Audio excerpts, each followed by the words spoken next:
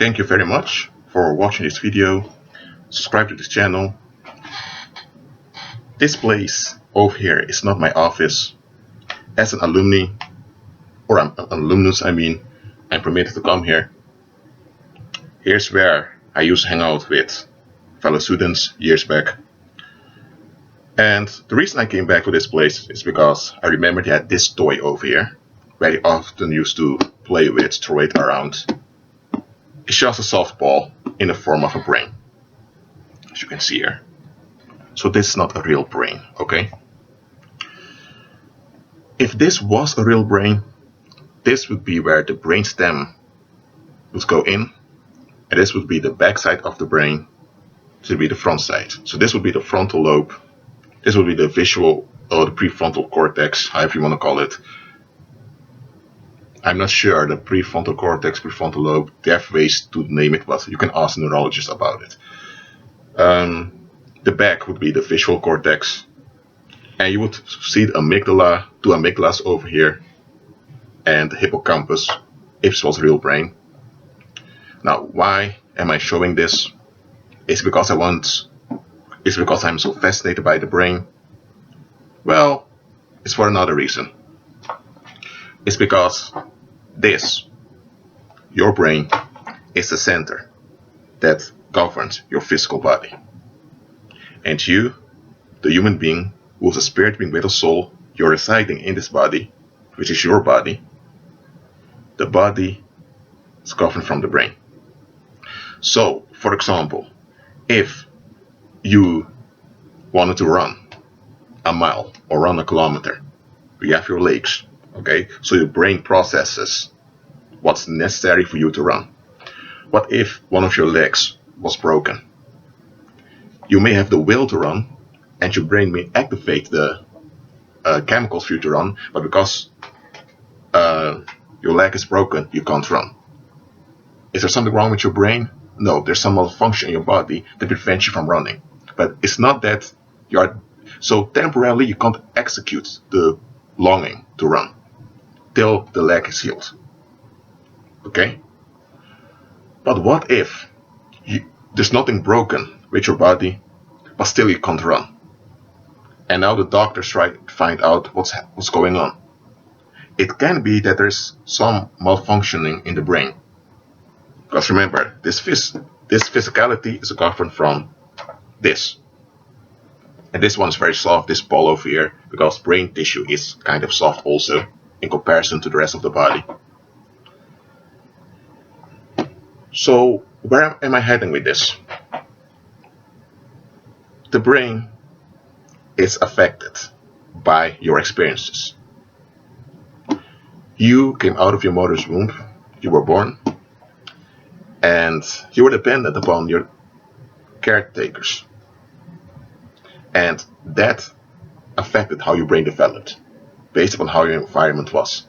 And later you learned your native language, you learned certain movements, what to do, what not to do. You were socialized in the community. All that had an effect on how the brain developed. And of course you have neuroplasticity. Did I say that right? Neuroplasticity. Okay, anyway, you can look it up on Google. And that simply means that the brain can rewire itself from time to time. Why am I revealing this? Is because, just think about it. Scripture tells us to renew our mind, so that we have the mind of Christ. And it's neurologically and biologically proven that your thoughts affect your brain. And your thoughts, when you keep exercising them in physical actions, they will turn in habits, and that will build neurological patterns in your brain also. They will affect your body. So you can do the math yourself.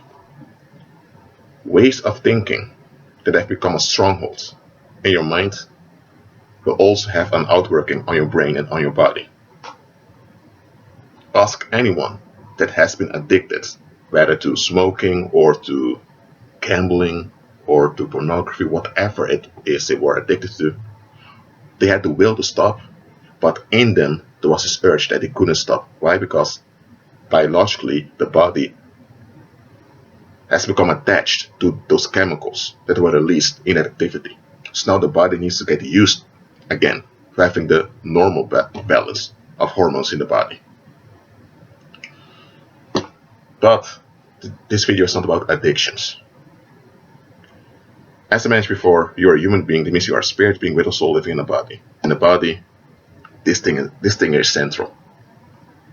If anyone has the ability to cause, if anyone has the ability to cause changes in this with you, that would mean that they have the ability to control you. You know why? Because your body is governed from this.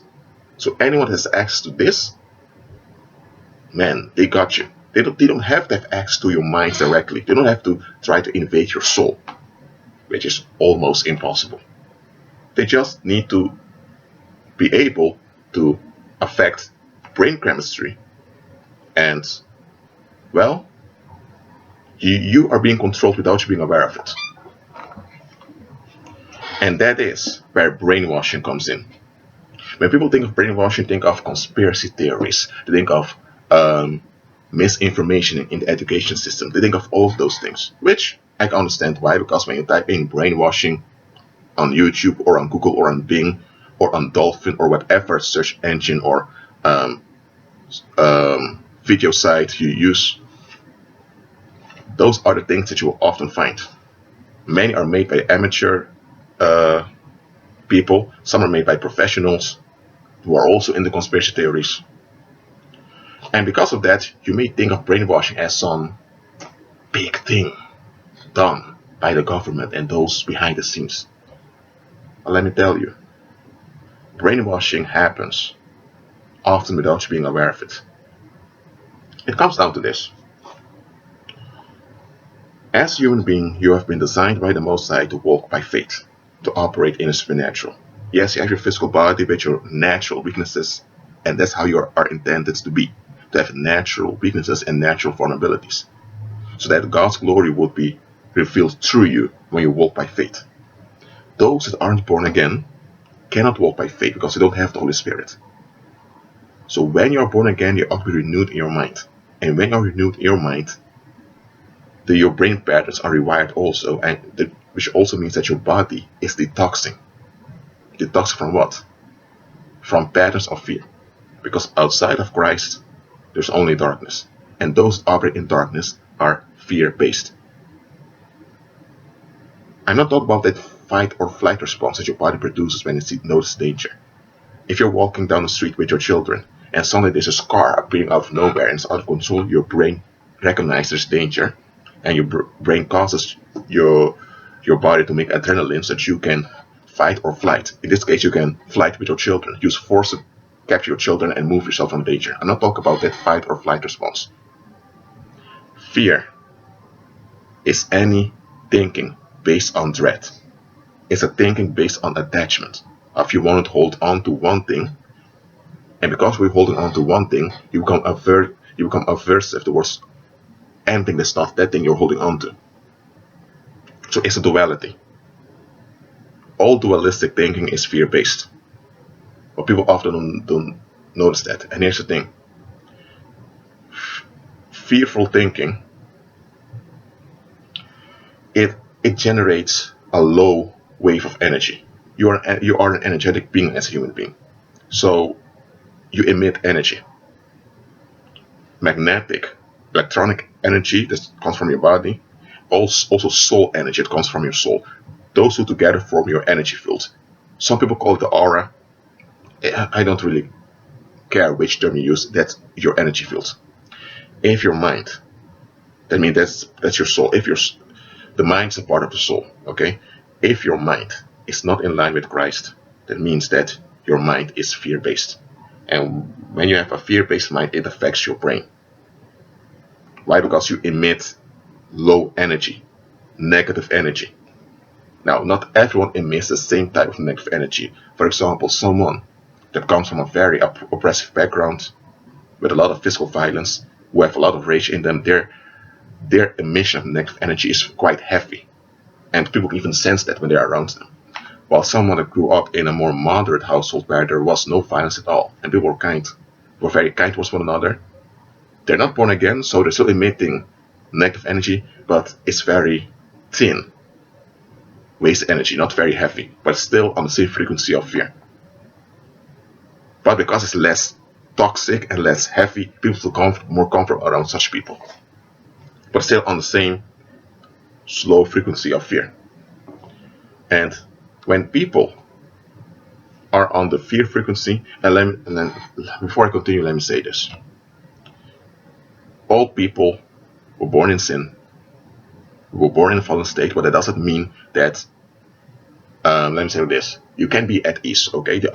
It exists that you're at ease. Just because you're not safe doesn't mean that by definition you're afraid and terrified all the time, no. But this fear frequency, it has, I'm saying this, it has two sides to it. You have the intoxicating side and the relief side. Now, the relief side is relaxing, and it has a relaxing effect on your body. But this relaxing side is what we want to hold on to. And this holding on generates that contention, that negative energy. And that's then what we want relief from. But then you're stuck in relief, contention, relief, contention, relief, contention, or relief, intoxication, relief, intoxication. In some religions called the samsara cycle. Scripture calls it bondage. And when you are intoxicated on the fear frequency, you can't think straight. You get into the freeze response. Your brain focuses only on the danger that's intoxicating you. And you forget all other stuff. When you are on the relief side of the fear frequency, you may be able to notice more things, but even then, it's still the fear frequency. So, now you understand why Scripture tells us to be renewed in our mind. And, well, this video is almost 12 minutes. Okay, I don't want to make it longer than 20 minutes, so let me hurry up. I've mentioned before that anyone that can affect this of yours controls you. And what if people, or some people, have access to this of millions of people without people being aware of it? Then you have millions of people walking around thinking they are free, thinking that they're having their own free will while they don't. This is done through imagery and music. Music affects the brain. You can do your own research upon that. Or there are many researchers done also, so you can look them up and read them or watch them. But visual images also affect the brain. Now, I'm not going to explain how practically the brain processes visuals, because I'm not a neurologist. But let me say it like this. Your brain, especially in your formative years, also in your adolescent years, is like this.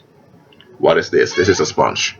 This is a hard sponge because it hasn't seen water for a while. If it would have received water, it would have been more softer and maybe a bit heavier also. But now you have all this dust on it. Why? Because it has been used for the blackboard. So every time you came in contact with the blackboard, it left a trace on it. Now, what if I told you that visual imagery in combination with music can build strongholds in your mind that will translate itself physically in brain patterns without you being aware of it? How does it happen? By repetition. You learn through repetition. If you want to play guitar, you begin to practice. After a while you become better, and what happens? Your brain builds patterns, neurological patterns concerning playing the guitar. So after a while, physically it just happens because you've trained, you've done it over and over again. Now it happens just like that. Same with riding a bicycle. Your declarative memory registered it. So there's nothing wrong with repetition, absolutely not. But what if the wrong things have been repeated while you weren't aware it were the wrong things? And what if in your declarative memory of your brain those things are stored?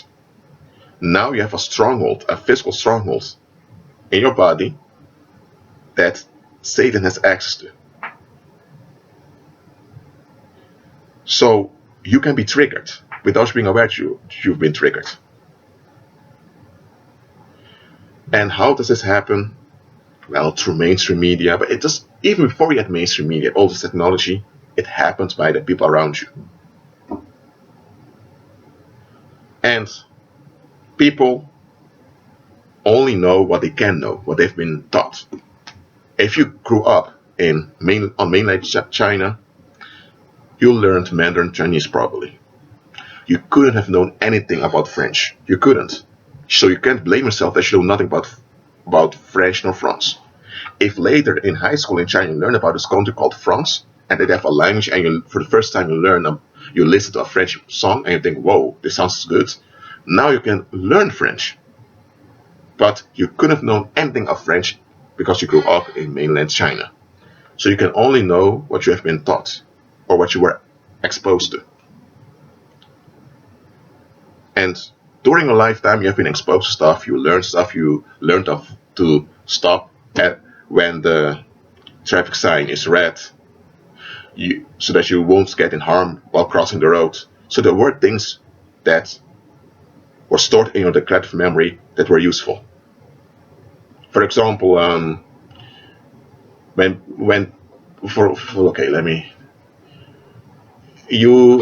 traffic signs where it's told that, like words, you have certain association with words.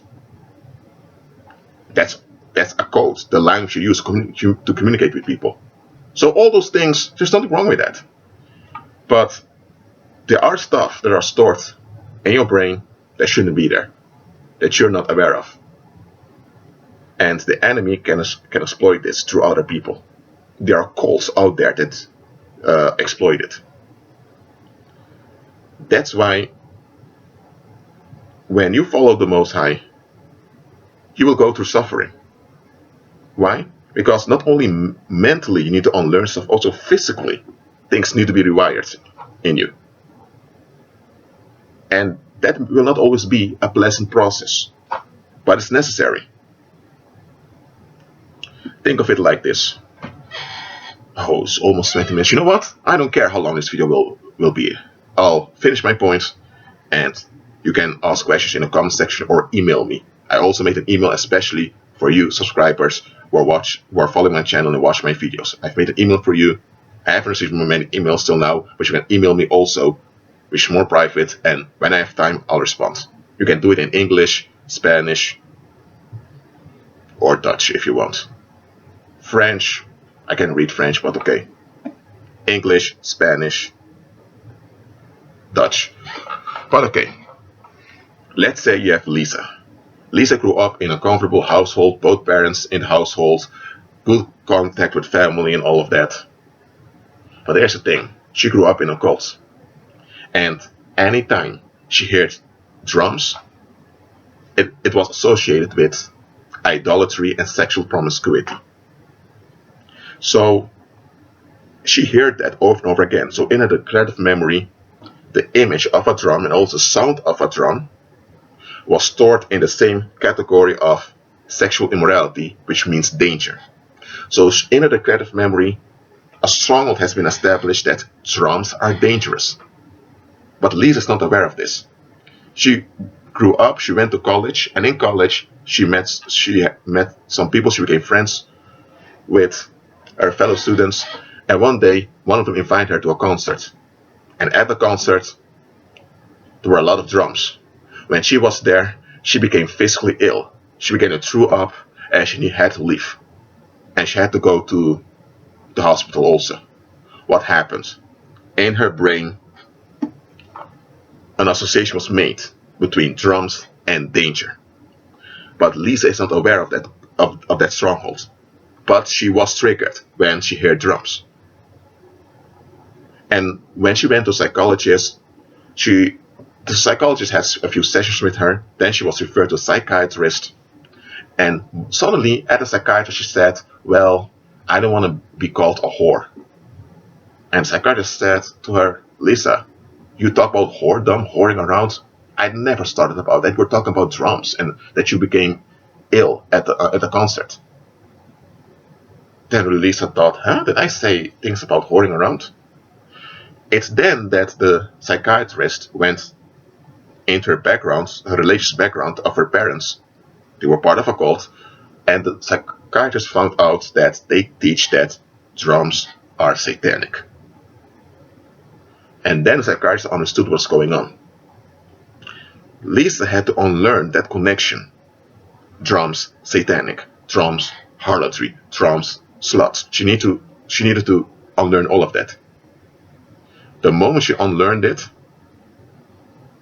she still was uncomfortable because that circuit, that stronghold was still in her brain, but after a while, new pathways were formed in her brain, the brain rewires, and she had no issues with drum music again. She even began to enjoy listening to music with drums in it.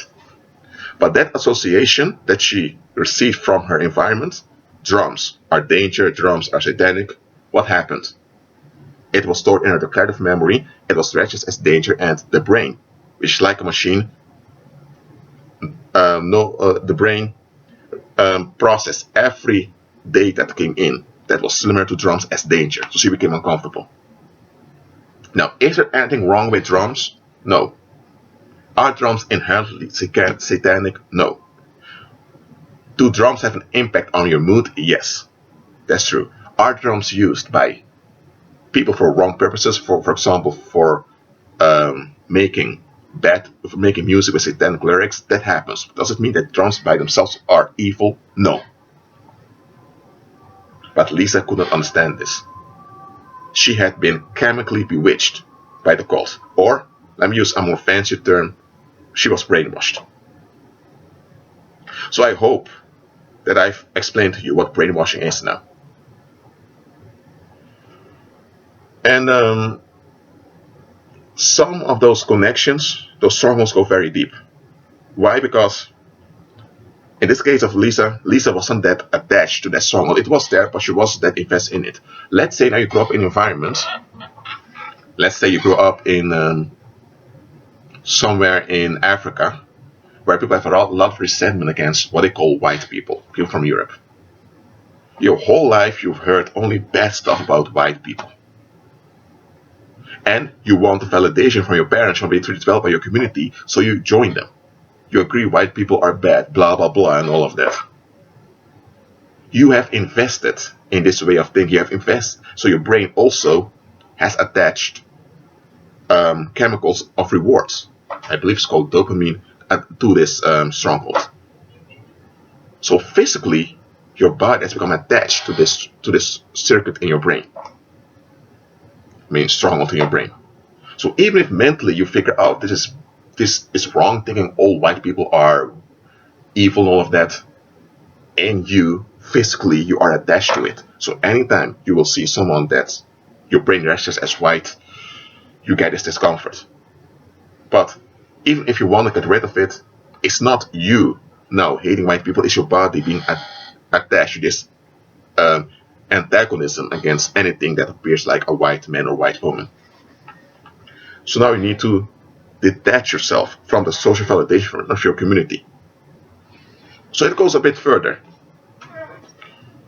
It works all the way around also. You have people that grew up in a segregated community among so-called ethnic whites, but they hate other ethnic whites. That's tribalism. You had that in the past. You also have it in some places now. Or in Latin America, you have people that grew up in a neighborhood with a lot of gangs, and they are attached to those gangs, and those gangs are against people of other neighborhoods. So where is racism, classism, all those many of those isms, those antagonistic beliefs between ethnicities or nationalities, they are rooted in convictions that are stored physically in your brain, and they're attached to safety, because your brain registers something as safe or unsafe.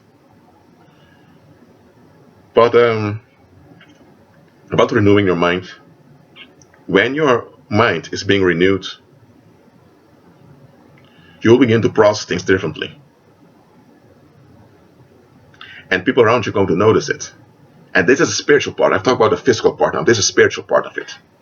You have an energy field, as I explained before. And if you had strongholds in your brain, evil spirits had access somewhere to you. And some people are more intoxicated in negative energy, so demons are really living in their energy fields. Once your mind is renewing, the demons are going to sense that they're going to lose some ground over here. So they will begin to move people to get a hold of you, to trap you into that stronghold. Or demons will cause new contention, new trauma through other people to keep you trapped. That's why anyone that follows the Most High will be persecuted. You can't agree with Christ, you can't agree with the Messiah and not face retaliation by the paranormal. I've talked about it often in previous videos. Well, that's it for now.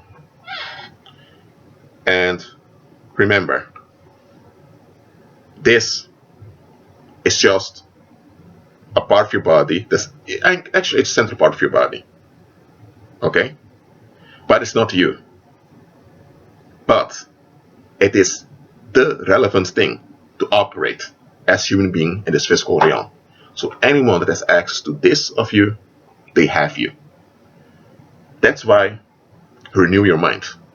I'm not going to tell you don't watch that movie, listen to that song. I'm not going to lay any law or any restrictions upon you. You can listen to any music, to any song you want. But there are songs I really question whether you really want to listen to them. For example, if you have a song with a great beat, great instrumental, but the singer is singing a very sad lyric, a self-cursing lyric, I doubt whether you want to listen to it as a believer. After a while, you're going to feel comfortable with it, and you're going to say, I don't want to listen to this crap anymore. And that's another thing.